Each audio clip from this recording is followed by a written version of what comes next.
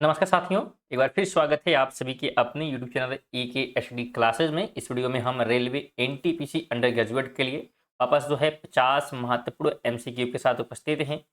तो आप लोग बिल्कुल जो है टेस्ट लगाइएगा और सभी प्रश्न जो है बिल्कुल संभावित रहेंगे आपके पेपर के में एग्जाम में जो है बनने के लिए, जिनका भी एग्जाम जो है 13 जून को होने वाला है या 14 जून को होने के लिए बहुत इंपॉर्टेंट है, क्योंकि जो पेपर हुआ था 7, 8 और 9 मई को पिछले महीने, तो उस बेसिस प्रश्न जो है तैयार किए गए, तो बहुत ही इंपॉर्टेंट रहेंगे। इसलिए वीडियो पे अगर आप क्लिक किए और बिल्कुल इस बार सिलेक्शन लेना चाहते हैं, ठीक है, क्योंकि आप ये सोचेंगे कि एक जो क्वेश्चन हम पढ़ेंगे और फिर निकल लेंगे तो आपकी सिलेक्शन होगा, तो बिल्कुल ऐसा तो नहीं होगा। क्योंकि आप सोचिए कि आप 10 मिनट पढ़ रहे हैं, कोई बच्चा जो है 6 घंटे, 7 घंटे, 8 घंटे पढ़ रहा है, तो जाहिर सी बात है कि जो 8 घंटे पढ़ रहा है वो क्या है, आपसे ज़्यादा नॉलेज रख रहा है, तो सिलेक्शन उसी का होगा। इसलिए जब भी आप कहीं भी पढ़ें तो बिल्कुल आप मन से पढ़ें और पूरा जो है क्वेश्चन जरूर जो है कवर करें। चलिए टेस्ट देते हुए चलेंगे। आप कहा जा रहा है किस वेद को गीत की पुस्तक या मंत्रों का वेद कहा जाता है। गीत का पुस्तक या मंत्रों का वेद जो है किसे कहा गया है, ऋग्वेद को, यजुर्वेद को, सामवेद को या अथर्ववेद को। देखिए राइट की हम लोग बात करेंगे तो सामवेद क्या हो जाएगा, बिल्कुल राइट हो जाएगा। सामवेद को जो है संगीत से संबंधित माना जाता है और इसे गीत की पुस्तक भी कहा जाता है। आगे बात करेंगे कि इस वेद को ब्रह्मा वेद के नाम से भी जाना जाता है। बिल्कुल ब्रह्म वेद की बात यहाँ पे हो रही है। तो ब्रह्म वेद किसे कहा गया है, ऋग्वेद है, सामवेद है, यजुर्वेद है, अथर्ववेद है। तो इसका राइट ऑप्शन क्या हो जाएगा, बिल्कुल डी वाले यहाँ पे राइट हो जाएंगे। अथर्ववेद को जो है क्या कहा गया है, तो ब्रह्म वेद के रूप में जाना जाता है। अगला प्रश्न है, भारतीय इतिहास का सबसे प्राचीन वेद कौन सा है। सबसे प्राचीन, बिल्कुल जवाब दीजिएगा। भारतीय इतिहास का सबसे जो है प्राचीन वेद की हम लोग बात करेंगे तो ऋग्वेद को बिल्कुल आपको ध्यान रखना है, सबसे जो है प्राचीन वेद है, जिसकी रचना जो है हुई थी कब, तो ऋग वैदिक काल में हुई थी। ऋग्वेद ऋग्वैदिक काल, तो बिल्कुल आपको याद करना है, ऋग्वेद है तो ऋग्वैदिक काल में इसका निर्माण हुआ था। आगे बात करेंगे, ऋग्वेद में मंडलों और सूक्तों की संख्या कितनी है। ऋग्वेद में मंडल कितने हैं और सूक्त कितने हैं। तो अगर मंडल की बात करेंगे तो इसमें जो है 10 मंडल और 1028 जो है सूक्त हैं, तो ऑप्शन ए आप क्या करेंगे, राइट कर देंगे। चलिए आगे हम लोग बात करें तो कहा जा रहा है निम्न में से कौन सा स्थान जैन धर्म से संबंधित नहीं है। किससे नहीं संबंधित है, जैन धर्म से। दिलवाड़ा है, पार्श्वनाथ है, श्रवण बेलगोला है, कुशीनगर है। तो जैन धर्म की हम लोग बात करेंगे तो जैन धर्म से संबंधित नहीं है कुशीनगर, ऑप्शन डी आप राइट करेंगे। कुशीनगर की हम लोग बात करेंगे, ध्यान रखेंगे यह जो है बौद्ध धर्म से संबंधित है। किससे संबंधित है, तो बौद्ध जो है धर्म से जुड़ा हुआ है, क्योंकि यहाँ माना जाता है कि गौतम बुद्ध का जो है महापरिनिर्वाण जो है स्थान है ये, ठीक है, महापरिनिर्वाण प्राप्ति यहाँ पे हुई थी, यानी कि यहाँ पे जो इनका निधन हुआ था, तो ये आप ध्यान रखेंगे। चलिए आगे बात करेंगे तो कहा जा रहा है प्रसिद्ध दिलवाड़ा जैन मंदिर कहाँ स्थित है।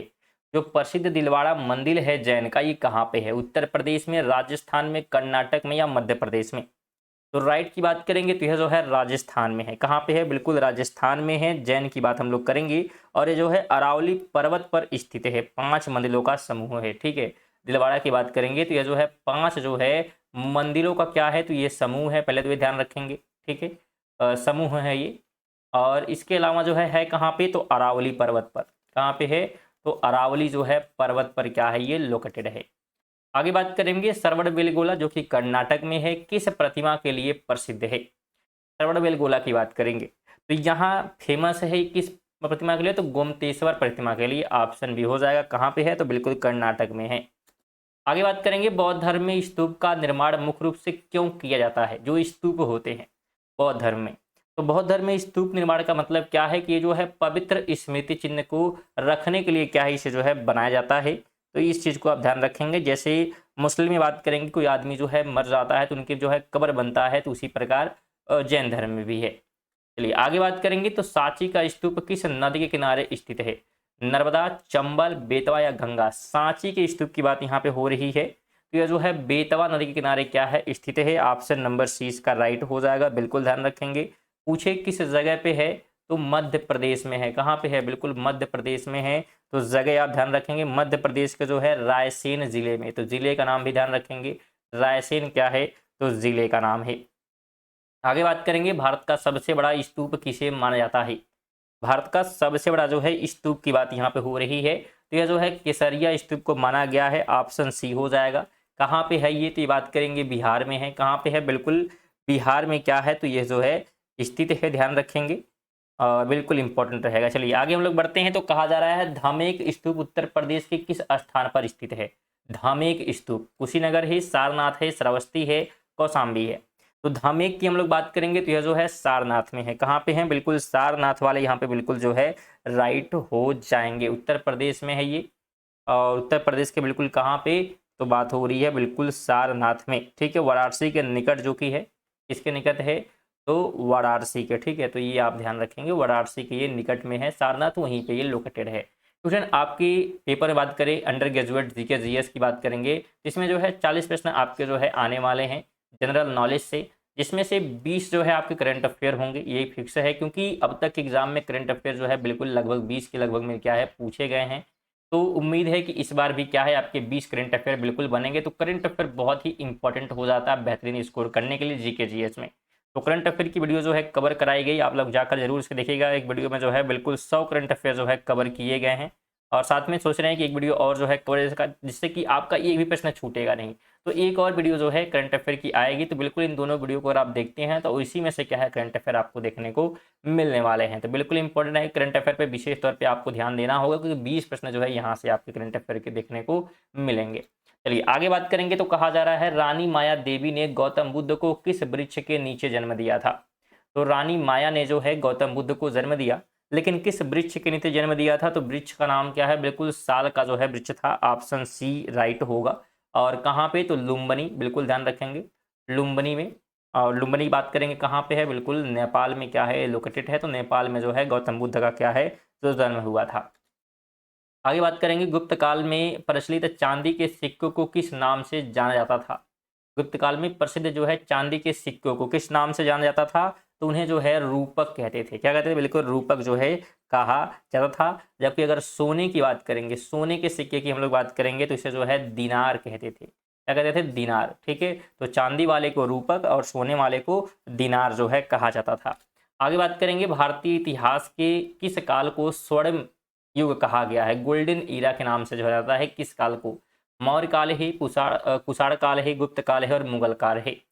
तो स्वर्ण युग की हम लोग बात करेंगे भारतीय इतिहास में, ये कहा गया है गुप्त काल को, ऑप्शन सी राइट हो जाएगा। क्योंकि इसके काल में क्या हुआ था? तो कला, साहित्य और मंदिरों के निर्माण के जो है बहुत सारे जो है काम किए गए, और इसीलिए जो है स्वर्णिम युग जो है कहा गया है।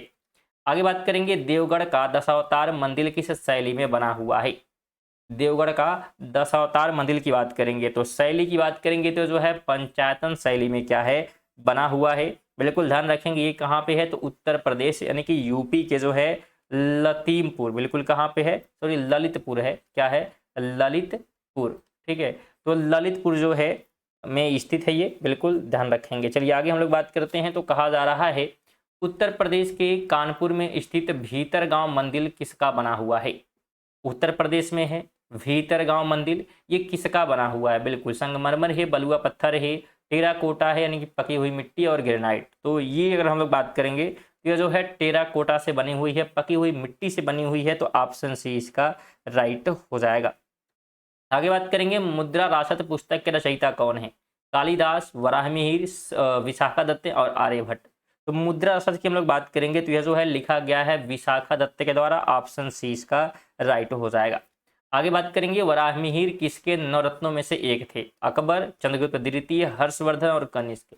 वराहमिहिर की बात करेंगे तो नवरत्नों में किसके शामिल थे? तो चंद्रगुप्त द्वितीय के, ऑप्शन बी हो जाएगा। बिल्कुल महत्वपूर्ण नामों की बात करेंगे तो वराहमिहिर की बात कर लें, कालिदास की बात करें, धन्वंतरी की बात कर लें, तो ये सभी विद्वान जो है नवरत्नों में शामिल थे।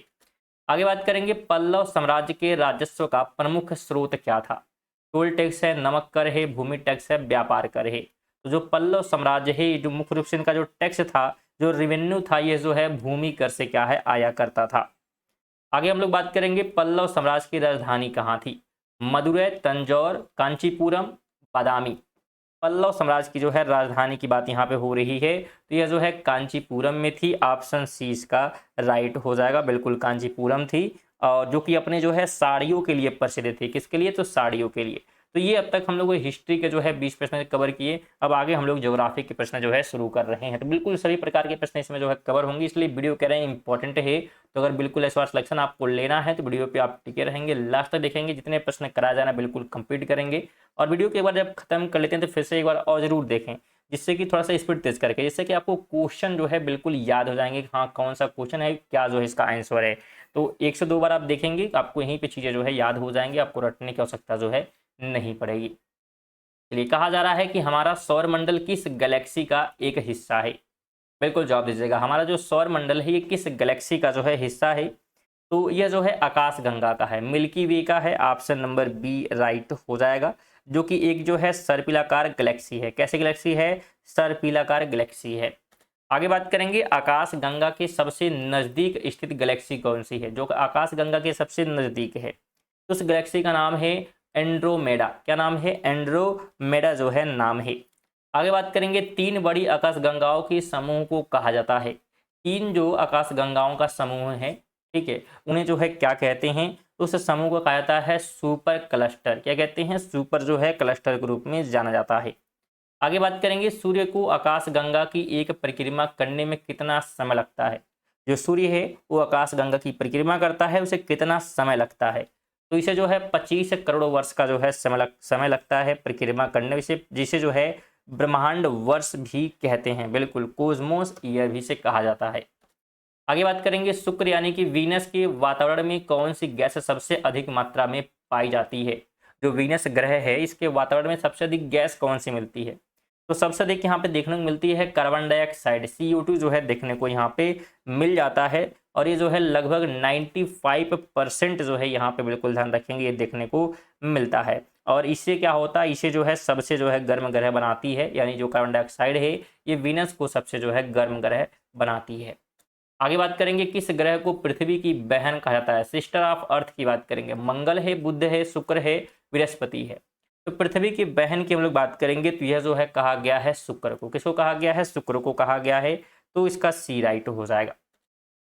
आगे बात करेंगे, सौरमंडल का सबसे चमकीला ग्रह कौन सा है। सौरमंडल का सबसे चमकीला ग्रह बृहस्पति, शुक्र, शनि और मंगल। तो सबसे अगर हम चमकीले ग्रह की बात करेंगे तो वो शुक्र है। कौन सा है? बिल्कुल शुक्र है। आगे बात करें, पृथ्वी की आंतरिक संरचना में दुर्बलता मंडल कहाँ स्थित है। पृथ्वी की आंतरिक संरचना में दुर्बलता मंडल की बात करेंगे तो यह जो है देखने को मिलता है स्थल मंडल के नीचे। कहाँ मिलता है? बिल्कुल स्थल मंडल के नीचे मिलता है। और ये जो है लगभग 100 से लेके जो है 400 जो है किलोमीटर तक क्या है, ये लगभग जो है फैला होता है। और इसमें क्या होता है? मैग्मा होता है, तो भी ध्यान रखेंगे। आगे बात करेंगे, ग्लोब पर अक्षांश की सबसे लंबी रेखा कौन सी है। ग्लोब पर अक्षांश की सबसे लंबी रेखा की बात करेंगे, कर्क रेखा है, मकर रेखा, भूमध्य रेखा और अंटार्कटिक रेखा। तो सबसे बिल्कुल लंबी की बात करेंगे भूमध्य रेखा है, जिसकी डिग्री की बात करेंगे बिल्कुल 0 डिग्री पर क्या है ये स्थित है। इसे महान वृत्त या ग्रेट सर्कल के रूप में भी जाना जाता है। आगे हम लोग बात करेंगे, वायुमंडल के किस मंडल में सभी मौसमी घटनाएं घटित होती हैं। समताप है, मध्यमंडल है, क्षोभ मंडल है, अयन मंडल है।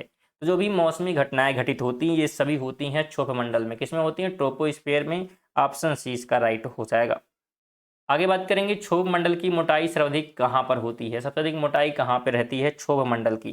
तो ये देखने को मिलती है भूमध्य रेखा पर। कहाँ मिलती है? भूमध्य रेखा सबसे अधिक जो है मोटाई है, और लगभग जो है 18 किलोमीटर तक क्या है ये जो है फैला होता है, 18 किलोमीटर तक। ठीक है, बिल्कुल ध्यान रखेंगे। आगे बात करेंगे, केचुओपालरी झील भारत के किस राज्य में स्थित है। केचुओपालरी झील की बात करेंगे, कहाँ पर है ये? तो ये जो है सिक्किम में लोकेटेड है। ऑप्शन सी इसका राइट हो जाएगा। और ये पवित्र झील है और साथ में रामसर साइट भी है। रामसर साइट की बात आ गई तो बिल्कुल ध्यान रखेंगे 100 जो है रामसर साइट हमारे भारत में जो है हो चुके हैं। आगे बात करेंगे, भारत की सबसे ऊंचाई पर स्थित झील कौन सी है। जो सबसे ऊंचाई पर स्थित है तो उसका नाम है चोलामू झील। क्या नाम है? चोलामू झील। बिल्कुल ध्यान रखेंगे, जो कि है कहाँ पे? तो सिक्किम में ही है। कहाँ पे है? बिल्कुल सिक्किम में ही क्या है ये झील जो है लोकेटेड है और सबसे जो है ऊंची झील मानी जाती है। आगे बात करेंगे, तीस्ता नदी का उद्गम किस झील से होता है। जो तीस्ता रिवर है इसकी जो है उद्गम की बात करेंगे, कहाँ से निकलती है ये जो है ध्यान रखेंगे निकलने की हम लोग बात करेंगे तो चोलामू जो झील है वहीं से जो है निकलने का काम करती है जो तीस्ता रिवर है। तो ऑप्शन आप क्या करेंगे? बिल्कुल बी जो है राइट कर देंगे। आगे बात करेंगे, नदी के किनारे पर गोखुर झील का निर्माण किसके कारण होता है। ओक्सबो लेक की बात करेंगे, ये किसकी वजह से जो है निर्माण होता है नदी के किनारे। तो इसके जो है निर्माण होने का रीजन क्या होता है? तो पार्श्व अपरदन निक्षेपण से। ये क्या होता है, निर्माण होता है। ध्यान रखेंगे जब नदी जो है विसर्प बनती है, विसर्प मतलब नदी ऐसे देखिए जब पानी कम होता है, जैसे पानी जब ज़्यादा है तो खूब तेज से सीधा रास्ता कर लेती बहते हुए, लेकिन जब पानी कम रहता है तो नदी बिल्कुल ऐसे घूम घूम कर क्या होती है, बहती है। इसी को जो है क्या कहते हैं, तो विसर्प कहा गया है, यानी कि मियांडर बनाती है, मियांडर है। ठीक है, जो बाहरी किनारों पर अपर्दन और आंतरिक किनारों पर जो है निक्षेप से अंत जो है क्या करती है, गोखुर झील बनाती है। यानी देखिए ऐसे जब पानी आएगा ये, तो ऐसे जब पानी ऐसे घूम रहा था, लेकिन कभी जब पानी ज़्यादा होगी तो ये ऐसे सीधा हो जाएगा और इसको जाकर इसमें ज्वाइन कर लेगा। तो यहाँ पे क्या होगा, धीरे धीरे ये हिस्सा खत्म हो जाएगा और ये ऐसे करके क्या होगा, यहाँ पे एक झील बन जाएगा। तो इसी झील की बात यहाँ पे हो रही है। ठीक है, चलिए आगे बात करेंगे। तो भारत की सबसे बड़ी गोखुर झील कौन सी है, जो कि गंडक नदी द्वारा निर्मित है। सबसे बड़ी जो है गोखुर झील की बात यहाँ पे हो रही है। ठीक है, ऑक्सबोर्ड लेक की बात करेंगे तो उसका नाम है कांवर ताल झील, जो कि है कहाँ पे, तो बिहार में ये स्थित है। आगे बात करेंगे कौन सी नदी पड़ाली कठोर चट्टानों के कारण विसर्प नहीं बनाती और बारहमासी नहीं होती, यानी बारहमासी नहीं यानी हर समय नहीं बहती है, और ना ही विसर्प जो है बनाती है चट्टानों की वजह से। तो प्रायद्वीपीय नदियां जो होती हैं, कहाँ की नदियां, बिल्कुल प्रायद्वीपीय नदियों की बात करेंगे तो ये लोग नहीं मिलाती हैं, मियांडर। ठीक है, तो बिल्कुल, क्योंकि देखिए यहाँ पे अगर हम देखें तो इंडिया का जो ये मैप है तो वेस्टर्न और ईस्टर्न घाट है, यहाँ से नदी निकलती है सीधे यहाँ आके गिर जाती है। ठीक है, यहाँ से निकलती है तो बहुत कम दूरी तय करती है, इसलिए मियांडर यहाँ देखने को नहीं मिलता, और यहाँ पे चट्टानें भी रहती हैं, पत्थर रहते हैं, तो इतना मिट्टी को काट नहीं पाती है। चलिए आगे बात करेंगे। तो कहा जा रहा है 1813 के चार्टर अधिनियम ने भारत में किस क्षेत्र की शुरुआत की नींव रखी। 1800, क्योंकि यहाँ से हम प्रश्न देख रहे हैं संविधान और राजनीति से, तो 1813 के जो है चार्टर अधिनियम ने भारत में किस क्षेत्र की शुरुआत की जो है नींव रखी, तो यहाँ पे नींव जो है रखी गई पश्चिमी विज्ञान और शिक्षा की जो है नींव रखी गई थी।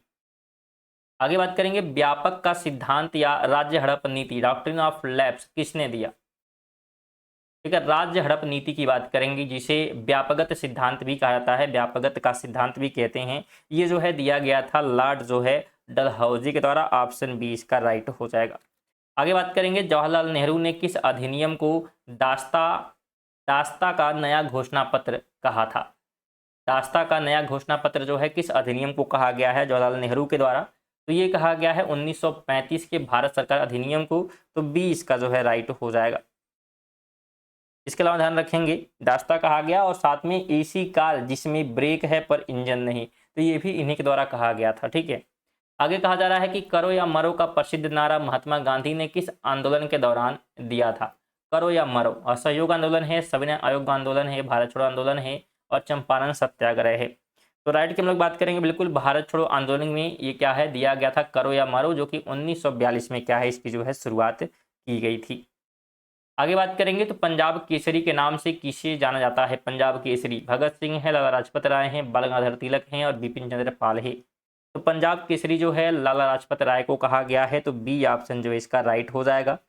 ठीक है, उन्होंने जो है PNB की स्थापना की थी, तो ये फैक्ट भी ध्यान रखेंगे। स्टूडेंट वीडियो को बिल्कुल शेयर वगैरह करते रहेंगे, लाइक वगैरह जो है बिल्कुल करते हुए रहेंगे, और फिर से सभी से निवेदन रहेगा सब्सक्राइब करने का, तो बिल्कुल आप लोग चेक जरूर करें कि आप सब्सक्राइब किए हैं, नीचे आप चेक कर लीजिएगा। सब्सक्राइब अगर आप नहीं किए तो बिल्कुल करेंगे, क्योंकि सब्सक्राइब करना बिल्कुल फ्री होता है, तो बिल्कुल आप कर लीजिएगा।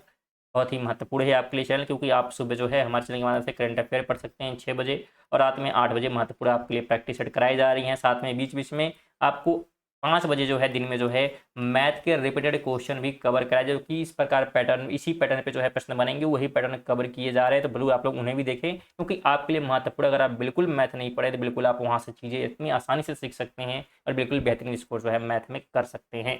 चलिए आगे बात करेंगे। तो कहा जा रहा है 1972 का शिमला समझौता इंदिरा गांधी और किसके बीच हुआ था।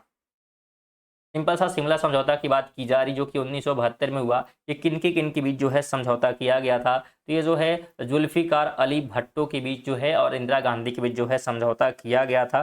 बिल्कुल ध्यान रखेंगे, इंदिरा गांधी जो कि बात करेंगे ये पाकिस्तान के नेता है, ये हैं। ठीक है, अगर हम जुल्फिकार अली भट्टो की बात करेंगे तो इनके, यानी पाकिस्तान से जो युद्ध हुआ था 1971 का, उसी के बाद क्या ही ये समझौता यहाँ पे किया गया था, जिसमें हमने देखा था कि मतलब हमारे पास जो है, मतलब उसकी पाकिस्तान के जो है लगभग 90,000 प्लस जो है सैनिक क्या है, तो एक प्रकार से थे, और साथ में पाकिस्तान ने क्या किया था, पीओके पे कब्जा भी किया हुआ था। ठीक है, तो ये समझौता होना था कि हम आपको सैनिक दे देंगे, आप जो है पीओके दे दीजिएगा। ये समझौता क्या है, शिमला समझौता है।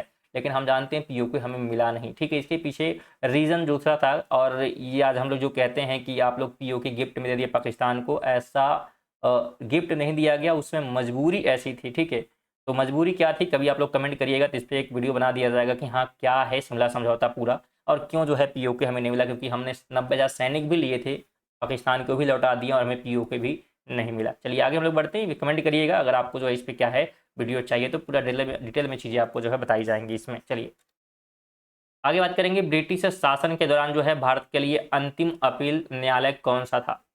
ब्रिटिश शासन के दौरान जो है, यानी हम जैसे आज हम बात करें, अगर हम हाई कोर्ट जाते हैं हार जाते हैं तो हमारे पास सुप्रीम कोर्ट जाने का रास्ता है, उसी प्रकार ब्रिटिश के समय जो है सबसे अंतिम न्यायालय जो है कौन हुआ करता था? तो अंतिम न्यायालय था लंदन में प्रीवी काउंसिल। ऑप्शन सी इसका राइट हो जाएगा, जहां हम जा सकते हैं।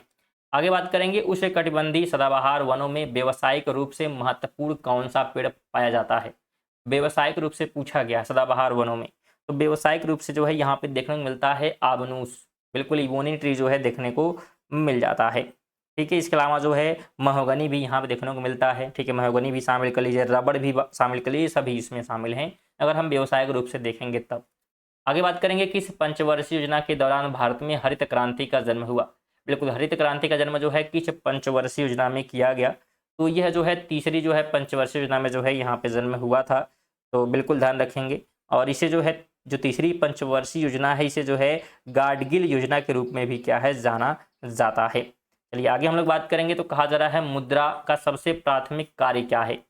मुद्रा का सबसे प्राथमिक कार्य यहाँ पे पूछा जा रहा है, तो विनिमय का माध्यम, यानी हम इसी के माध्यम से कोई सामान जो है खरीदते हैं या बेचते हैं, आदान प्रदान करते हैं, तो ये महत्वपूर्ण जो है लेन देन का साधन है। आगे बात करेंगे, माइक्रो फाइनेंस इंस्टीट्यूट्स के लिए विकास निधि का प्रबंधन कौन करता है? माइक्रो फाइनेंस इंस्टीट्यूट्स के लिए विकास निधि के प्रबंधन की हम लोग बात करेंगे, तो ये कहता है नाबार्ड के द्वारा। ऑप्शन सी इसका राइट हो जाएगा। अगला प्रश्न है, CSIR का पूर्ण रूप क्या है? CSIR के जो है फुल फॉर्म की बात करेंगे, तो ये हो जाता है council of scientific and industrial research. Option C इसका राइट होगा। ठीक है, चलिए आगे बात करेंगे, तो रेलवे टिकट में उपयोग होने वाले RLWL का अर्थ क्या है? आर जो है LWL की बात करेंगे, रेलवे की टिकट के रूप में बात करेंगे, तो यहाँ पे फुल फॉर्म हो जाता है remote location waiting list. Option B right हो जाएगा। तो ये थे हमारे 50 जो है महत्वपूर्ण आज के लिए प्रश्न, इंपॉर्टेंट जो कि थे। तो अगर आप टेस्ट दिए हैं तो कितने प्रश्न आप सही कर पाए हैं कमेंट करें, साथ में वीडियो कैसी लगी बताइएगा, और लाइक वगैरह कर दीजिएगा, शेयर कर दीजिएगा। सभी से निवेदन रहेगा, कम से कम जितने लोग वीडियो देख रहे हैं एक शेयर जो है जरूर आप करेंगे, और सब्सक्राइब नहीं किए तो बिल्कुल कर लीजिएगा, क्योंकि ये सब चीज़ें क्या होती हैं बिल्कुल फ्री होता है, बिल्कुल निवेदन रहता है, आप सभी से जरूर करिएगा। और PDF अगर आपको चाहिए तो PDF भी आप ले सकते हैं टेलीग्राम के माध्यम से। टेलीग्राम का जो लिंक है आपको डिस्क्रिप्शन में देखने को मिल जाएगा, जहाँ से जाकर आप जुड़ सकते हैं और इसका PDF ले सकते हैं। मिलते हैं अगली वीडियो में, तब तक के लिए जय हिंद, वंदे मातरम।